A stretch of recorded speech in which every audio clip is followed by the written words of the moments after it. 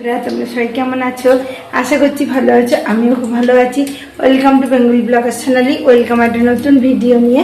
আজকে কোথাও বেরোনো ছিল না, ওই জন্য আজকে রান্না ঠিক মতো করতে পারছি। কদিন ধরে তো রান্না ঘরে কিছু হয়নি, সেই রাতের বেলায় এসছি, তখন যা রান্না করে খেয়েছি।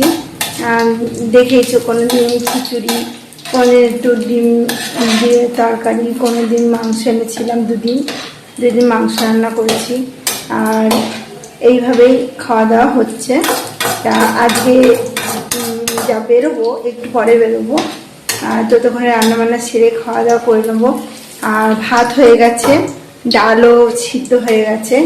এবার আমি চাপিয়েছি ফুলুরি দিয়ে তরকারি করব, সবজিপাতি কিছু নেই সেই জন্য। আর এখানে তো ফ্রিজ নেই, এনে যে অনেকদিন রেখে খাবো সেই সুবিধাটা নেই, ওই জন্য এইভাবেই খেতে হচ্ছে। এই দেখো, সবজি বলতে শুধু আলু, কটা পেঁয়াজ, রসুন, লঙ্কাগুলো শুকিয়ে গেছে। আর এখানে গাঁটি করছিল নেই, কালকে দম করেছিলাম, কালকে আর ভিডিও করিনি। তা দেখো, আর লেবুগুলোও কেমন হয়ে গেছে, খাওয়া যাবে না। প্রায় সব বাজারই করতে হবে, ওই জন্য ভাত হয়ে গেছে, ডালও কুকারে সিটি মেরে রেখেছি। আর এদিকে ফুলুরি ভেজে নিচ্ছি, এর মধ্যে একটা ডিম ফাটিয়ে দিয়েছি, আর কয়েকটা কড়াইতে রয়েছে, ভাজা হচ্ছে। আর ডিমগুলোতে একদমই ভালো না, সিদ্ধ চাপিয়েছে, দেখো অবস্থা। এই কটা ডিম ভালো বেরিয়েছে, একটা পচা বেরিয়েছে, আর এরকম ভেঙে ভেঙে যাচ্ছে। আর ফাটালেও কেমন জানি আমার নকল ডিম লাগে। তাহলে বড় মাসিকে বললাম এবার আর ডিম এনো না, খাওয়ার ইচ্ছে হলে কটা এনে খাওয়া হবে, আর বাদ বাকি সময় মাংস এইসবই খাওয়া হবে। তা চলো রান্নাবান্না করে নিই। ফুলুরিটা ভেজে রেখে পেঁয়াজ কাটবো, রসুন বাটবো, এসব করে নেবো, দিয়ে আবার আসছি। এগুলো আমার সব ভাজা হয়ে গেছে, ভাজা হয়ে পেঁয়াজ ভেজে নিয়েছি, দিয়ে ওর মধ্যে মশলা দিয়ে রসুন দিয়ে সব কিছু বেটে নিয়ে আমি ঝোলটা চাপিয়ে কষাচ্ছি। এখন তোমাদের দেখাচ্ছি। ফুলুরিগুলো কষিয়ে নিচ্ছি। প্রথমে পেঁয়াজ রসুন মশলাপাতি দিয়ে আগে কষিয়ে নিয়েছি, তারপরে এর মধ্যে একটু মিট মশলাও দিয়ে দিয়েছি, দিয়ে ভালো করে কষিয়ে নিয়েছি। এবার কি করব, পরিমাণ মতো জল দিয়ে দেবো। আর এটা ডিমের জন্য রয়েছে পেঁয়াজ আর এই যে রসুন। আবারও মশলাটা রেডি করে নেবো, এটা হয়ে গেলে ডিমটা করে নেবো। আর ডাল তো আগেই বললাম হয়ে গেছে। আর একটুখানি ঝোল দেবো, আজকে ডিমের মধ্যেও একটু চিকেন মশলা দেবো। পুরো গন্ধটা কিন্তু মনে হচ্ছে চিকেন রান্না হচ্ছে, কিন্তু নয়, ফুলুরির তরকারি। আর খেতে কিন্তু দারুণ টেস্টি হয় এই তরকারি। ফুলুরির এই তরকারিটা, বেসনে এই তরকারিটা থাকলে আর কিচ্ছু লাগে না। তা জলের মধ্যে পরিমাণ মতো একটু জল দিয়ে দিই।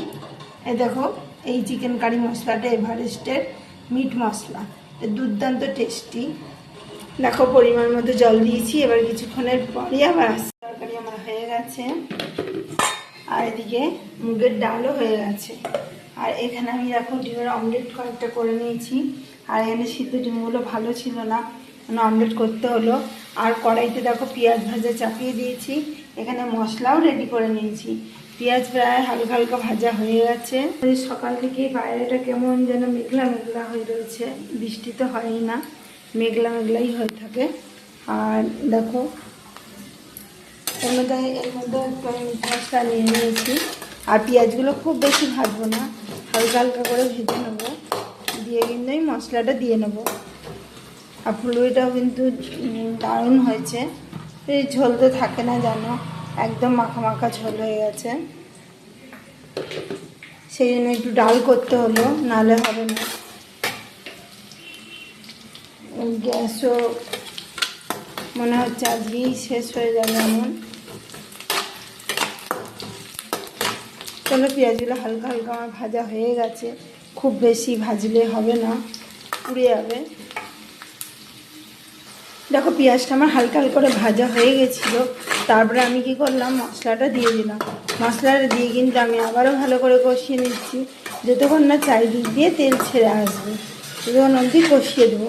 আর ডিমের অবস্থা ভালো নয় দেখে এর সঙ্গে আর কষাবো না, একবারে মশলাটা কষিয়ে তারপরে পরিমাণ মতো জল দিয়ে আমি ডিমগুলো ছেড়ে দেবো। আর ডিমগুলো যদি ভালো থাকতো তাহলে ভালো করে কষতে পারতাম, কিন্তু কষানো যাবে না, আর চলো মশলাটা ভালো করে কষিয়ে নিই। ডিমের কারিও আমার হয়ে গেছে, আর ডাল তরকারিতে তোমাদের আগেই দেখিয়ে দিয়েছি, আর হাইতে ভাত আছে, আর এখানে কতগুলো বাসন জমেছে, বাসনগুলো মেজে নেবো একবারে। তা চলো সব কিছু কাজ ছেড়ে ফেলি। কি পুজো আছে সে দেখো, লাইটিং করেছে, এদিক দিয়ে সমানের টানা লাইটিং, দেখো এদিক দিয়ে লাইটিং করতে করতে গেছে, দেখতে পাচ্ছ, এদিকেও লাইটিং, এদিকেও লাইটিং, পুরো একবারে যে রুমে থাকি সেই রুমের পাশ দিয়ে একবার লাইটিং গেছে, ওখানে আম্মার পুজো। দেখো কি সুন্দর লাগছে লাইটিংটা, চারিদিক দিয়ে লাইটিং করেছে, দেখতে কিন্তু খুব সুন্দর লাগছে। আবার এই দিকে দেখো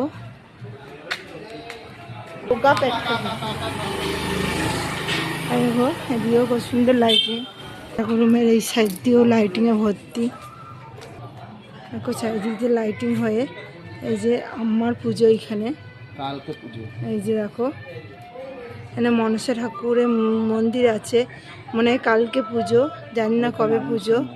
আজকে লাইটিং করেছে, খুব সুন্দর লাগছে, লাইটিং দিয়ে সাপ বানিয়েছে এই যে। হ্যাঁ, পঞ্চনাগর আর এদিকে দেখো রঙ্গোলি তো ডেলি আছে, আর যেদিন যেদিন পুজো সেদিন একটু ভালো করে দেয়। থাকি তার বাইরেই দেখো লাইটিং, খুব সুন্দর লাগছে লাইটিংগুলো।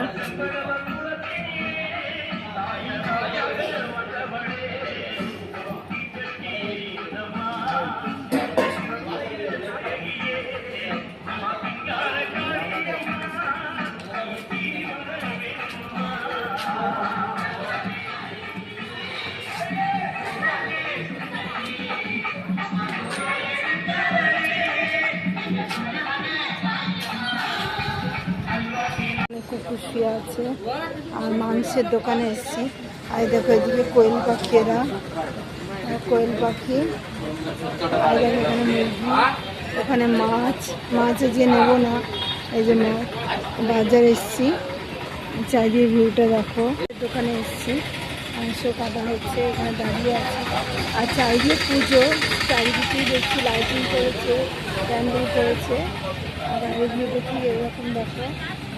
দেখো বন্ধুরা, এটা একটা মন্দির, দেখো দুর্গা মন্দির, আর সব মন্দিরেই পুজো, কালকে পুজো হবে আজকে না। আর এদিকে দেখো গণেশ বাবাজি বসছে, আর ওদিকেও দেখো, ওদিকেও লাইটিং করেছে কত সুন্দর, আর এই জায়গায় দেখলাম ফাংশন হচ্ছে, সুন্দর লাইটিং করেছে একবারে ওই অবধি, এখানে মা কালী পুজো হবে, দেখো এই লাইটিংটা ঠিক এরকম।